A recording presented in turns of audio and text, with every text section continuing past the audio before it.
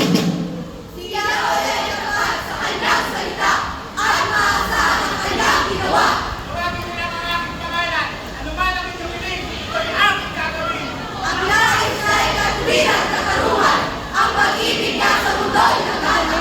Sa utos ni Yahweh, nalinaw ang langit, ang araw, ang paglalang mahilig. Sa iisang dako, tulig ay tinipon, at sa kalimitan ay doon tinulong. Matakot kayo! Matakot! Matakot! Matakot kay Yahweh lahat sa lupa! Dahil sa katakutan ng buong